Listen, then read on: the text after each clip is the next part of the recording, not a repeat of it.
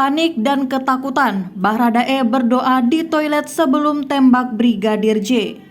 Saking takutnya, Barada Richard Eliezer atau Baradae disebut telah berdoa sebelum melaksanakan perintah Irjen Verdi Sambo menembak Brigadir Nofriansah Yosua Huta Barat alias Brigadir J. Kuasa hukumnya, Roni Talapesi, mengungkapkan kliennya takut dan panik ketika menerima perintah Irjen Verdi Sambo untuk menembak Brigadir J di rumah dinas Sambo di Komplek Polri Duren 3 Jakarta Selatan pada 8 Juli 2022. Baradae mengaku sempat berdoa sebelum akhirnya menuntaskan perintah Irjen Verdi Sambo untuk menembak Brigadir J. Jadi klien kami terpikir perintah itu salah, tapi tidak berani menolak perintah FS karena pada situasi itu dia panik. Juga ada ketakutan sehingga Baradae akhirnya berdoa dulu sebelum menembak Yosua, kata Roni dalam acara Dua Sisi yang ditayangkan di akun YouTube TV Once pada Kamis 8 September 2022. Menurut Roni, dengan pangkat rendah dalam kepolisian, Baradae sama sekali tidak kuasa menolak perintah bos yang pangkatnya jauh sekali di atasnya, yakni Jenderal Bintang 2 Irjen Verdi Sambo. Apalagi FS lagi marah dan bisa berbalik ke dia, jadi ada ketakutan dirasakan Baradae, ujar Roni. Baradae katanya akan menembak Brigadir J seperti yang diperintahkan Verdi Sambo. Setelah menembak Brigadir J beberapa kali, menurut Baradae, kata Roni, Verdi Sambo kemudian menembak ke dinding rumah dan juga ke arah Yosua. Hal itu menurut Baradae, kata Roni, sebagai cara Sambo merancang dan menskenariokan bahwa yang terjadi di sana dan menewaskan Brigadir J adalah tembak-menembak dan bukan pembunuhan. Baradae melihat Verdi Sambo ikut menembak ke tubuh Yosua juga.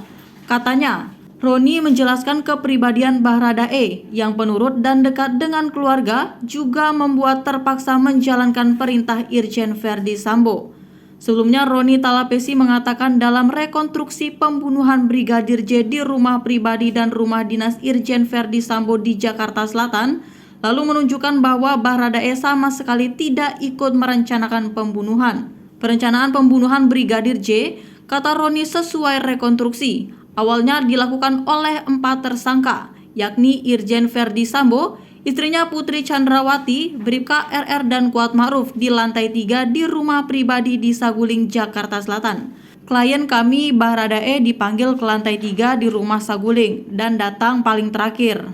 Lalu FS memerintahkan, "Ibu dilecehkan, kamu tembak Yosua," kata Roni menirukan perintah Verdi Sambo ke Baradae dalam tayangan TV One pada Kamis 1 September 2022 malam. Dari sana, katanya Baradae yang baru menjadi ajudan Verdi Sambo dan dengan pangkat rendah tidak mampu menolak perintah.